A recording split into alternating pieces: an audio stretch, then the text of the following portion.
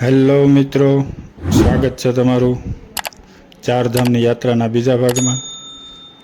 આજે આપણે સંપૂર્ણ દર્શન કરી લઈશું યમુનાજીના. પછી આપણે જવાનું છે મારે ગંગા મૈયાના દર્શન કરવા. ગંગોત્રી જુઓ તમે, અહીંનું વાતાવરણ એક વખત જુઓ, પહાડો જુઓ તમને સંપૂર્ણ દર્શન કરી લો. એક વખત આવો, જુઓ તમે ગંગાજી. 7 ભાગમાં વહેંચાયેલી છે ગંગાજી. અહીંયા પણ બહુ જ મહત્વ છે. અહીંયા યમુનાજીના મંદિરે ચોખા એ તમને પોટલીમાં આપે. એ પોટલી તમે અંદર મૂકો પાણીમાં એટલે ઓટોમેટિક તરત બફાઈ જાય છે. જો દર્શન કરી લેજો મિત્રો. યમુનાજીનું મંદિર છે યમુનોત્રી.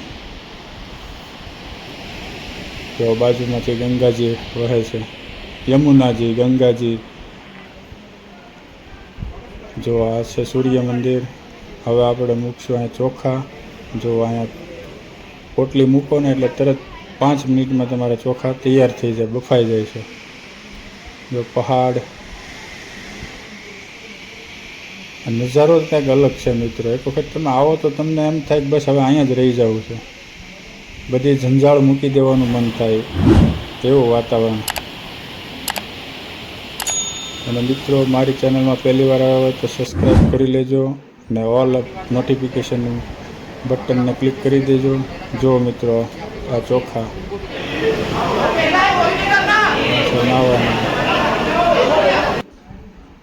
જુઓ તમે દ્રશ્ય, જુઓ અહીંના